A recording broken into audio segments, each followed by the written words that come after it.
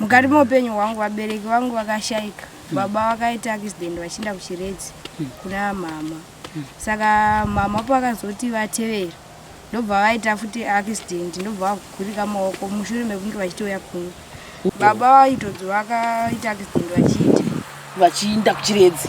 Mai vavari kuchiredzi kubasa nditi.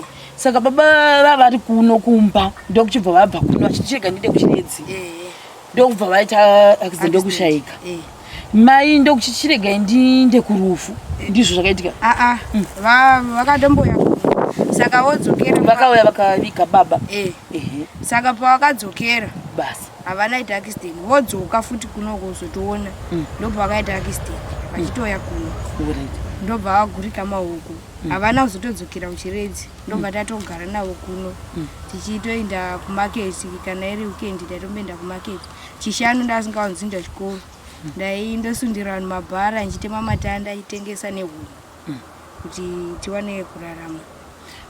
Tudizere kwa nyika growth point chatokuradza inotoona kwa nyika growth point. Saka kuno kuti tikubhikita tare rodi ndokatira hands igoma ratutokira iri guys mutingere go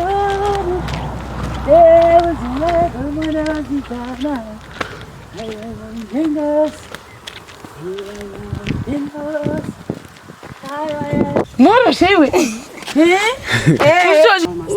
Tinenda buda kuroti ameno muchazongotaurawo zvasabhuku ndochataura nokuti havapota dangovaonawo. Asi maybe ndikasaona mwe mukana pangu tichazovashanyira nekuti makati hapasviki mota. Plus isusu tichangoti gaga kuti tidzokere kumota uko. Anyway guys, nhasi tiri pano pamba vachataura panonzi pani. Chakaita kuti ndizouya pano pamba inhau yemwana komana uyu. Komana ichi chakasununguka zisingaiti. Mwaza mwana kwamugijima kudzi. Ndakasaenda kuchikoro kwavo mavideo muchamaona obviously kana matomaona nokuti uyu ichazouya after ndapedza kusa ese mavideo kwamugijima atakaita zuro ose uye nemarisita chandikaisa ipapo ekwamugijima nezvinhu zvatakavapa. Saka ndiri ipapo ndichitaura nasini amasa kwakauya amwe medhe vanonzi medhe manwe ndimbodaiona sita kuchinyaso kuona face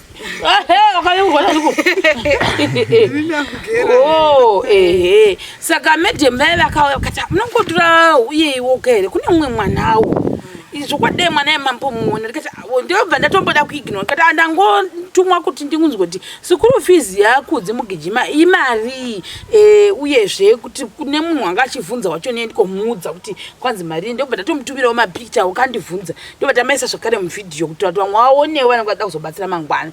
Medhe mai ndobva vadzoka futi tatobva kumapicture vakati zvokwadai maona mwana anonzi Ronald nyaya yake vedu we haina kumira zvakanaka. Ini ndobva ndatoti kana ndangotumwa yeye handingambozoti mumwe mwana nekuti ine yatova imwe kesi futi. Ndati madati uripi mwana wacho wakamboti ndobva ndakangoti wakanyanya kuita sei zvikanzi vabereki vake vakafa mai vakewo zvinhu zvacho nazvinda kumumirira kwazvo plus unoita zvokusunda mabhara maNyika. Mwana wamunoona uyu haana kukura uyu ufa mutu izvozvizvo da kuti ndange ndatsanangura zvandakaudzwa namedhemi vavo iye wozotaura mai avo wozotaura. Medhemi avo chiti mwana uyu baba vake vabereki vakaita acident ndo ndakaudzwa ndikati saka zvinochi chakaitika zvikanzi baba vakashaikira pasipoti mai ndokugurika meno kuti maoko here mwana uyu ndokuchitanga kuchengeta mai vake. Zita rangu ndonzi Ronald Chiramba nemakore 16. Ndakazvagwa musi mugore ra 2006 musi wa3 November. Ndobva ndakazvarwa. Right. Saka iwe chimbotitsanangura chii chakanyatsa kuitika mukati meupenyu hwako? Mukati meupenyu hwangu vabereki vangu vakashaika. Baba vakaita acident vachienda kuchiredzi kuna mama.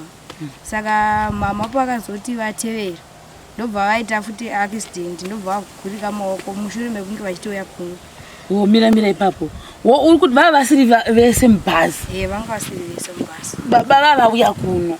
Baba vaitodzi vakaita acident vachienda kuchiredzi. Mai vavari kuchiredzi kubasa nditi. Saka baba vavari kuno kumba ndokuchibva vabva kuno vachicheka ndide kuchiredzi. Ndokubva vaita acident ndokushaika. mai ndokuchirega ndinde kurufu ndizvo zvakaitika vakatomboya saka vodzokera vakauya vakaviga baba saka pavakadzokera basi havana ita aCcidênt vodzoka futi kuno kuzotoona ndobva vakaita aCcidênt vachitoya kuno ndobva vagurika mahuku havana kuzotodzokera kuchiredzi ndobva tatogara navo kuno tichitoenda kumaketi kana iri weekend tatomboenda kumaketi chishanu ndasingaonzinda chikoro ndaindosundira vanhu mabhara nchitema matanda achitengesa nehuni kuti tiwane kurarama. Waisunda mabhara ani? Ndaisunda mabhara evanhu vemaketi vanenge vachitengesa vaya. Kana uchiti maketi unochireva kuti kudini? Ndaisenga zvinhu zvevanhu vemaketi. Vanhu vanoda kuti vemaketi vanhu vebhakisitoiti bhakosi kuno. Vanhu vebhakosi. Vanouya mugovera asi ndofunga uyu wakutoziva madhetsi. Vanouya mugovera upi wachoni? Kana vanogona kuya kuma 18, 16, 18 pano wanzokuya. Saka waidi chimbotiudza waimuka kumanguva aipano? Kuma 5. Ndamuka kuma 5 dzimwe nguva ndotanga kuchera makomba evanhu vebhakosi. Dzimika matanda. Iwe unowaudzwa nani kuti chera apa uchapuwa mari nani? Unowapuwa nani basa iroro? Vanhu vacho vanenge vakatomira panzvimbo dzavo. Makuseni wayo? Makuseni wawo. Voti ticherera apo. Makomba tinoda kuisa matanda.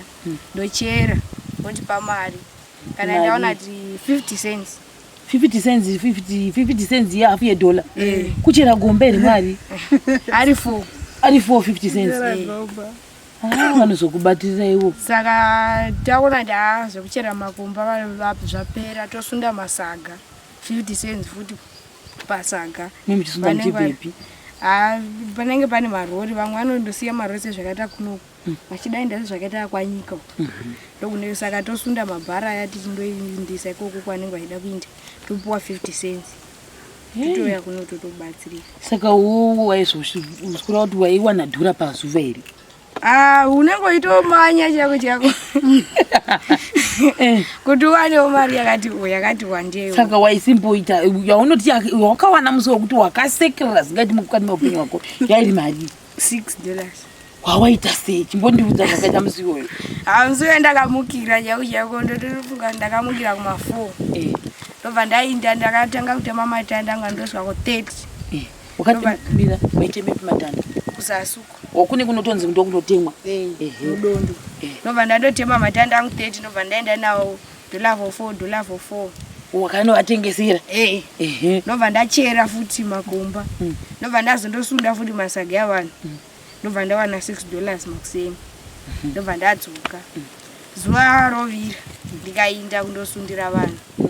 Ndikawana $3. Wakawata mbinga zvemusi wako? $9? Ndobva ndainda ndobva ndazodzoka ndobva ndazoenda kuchechi uri musi weSanje. Mangwana acho? Mangwana. Kundotenda Jesu? Kuti Jesu makaita makandivhurira business? Unopinda chechi yei? Unopinda Embassy of Glory. Munopindirepi? Kudumu. Alright. Apa pakutaura pakaona $6 ne$3 zuva vivira. Mai vangu vacho vapenyu? Vangu vacho manje papa. Mai vakashaika rini? Muna April. Alright. Okay. Musi wakafara saka kunakirwa wena. Saka musi webhakosi zvouyu wautoreva kumaketi uyu wakabva watengera chii mai ipapo? Ndakangu hatina chendakatenga mari ndakauya nayo kuno. Ukapa mai? Mai vakazodii? Mai vakazoti achienda motenga tava ipapo tatotenga ufu. Mauma musina ufu? $5 10 kg. Yanga yasara kuti tenga muri. Vakafara ndofunga musi uyu. Kana mwana wangu washanda. Apa igore rino saka kuti izvozvi une makore mangani zviya? 16. Kuti 16 years idzodzidzi ndikugorera waita highest mari. Nanhasi hausvikangamo? Handizvikangamo. Zuva rausingakangamo? Unotorinyora murondedzero? Kuti ndakaona $9 musi uyu.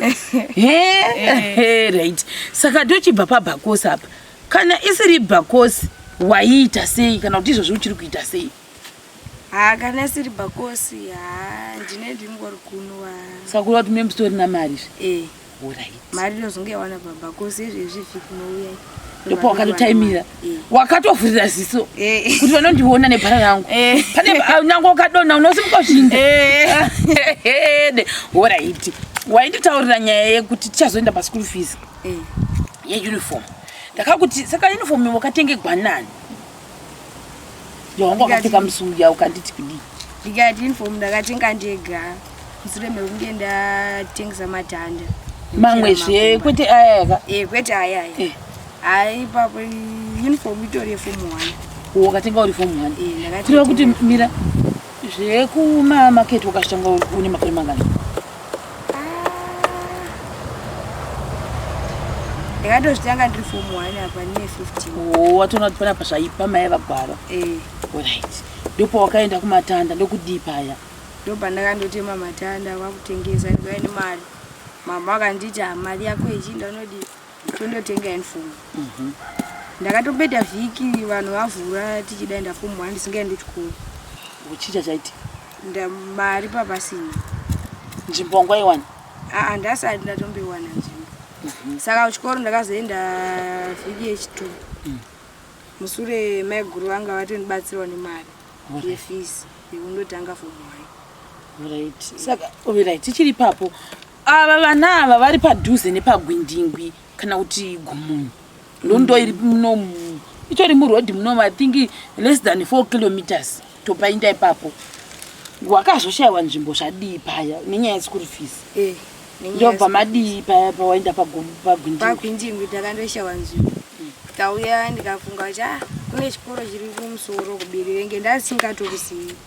Saka ndobva ndawana umwe murume akandiperekedza kuchikoro kuya akandotiratidza tikandowana nzvimbo. Akatoenda uri musi weManji. Saka tikandowana nzvimbo svika munozoya uri musi wechipiri mangwana. Ndobva noya mafomu 1 ndobva ndaita zvekuchinjana kuti tikaenda chipiri nechina.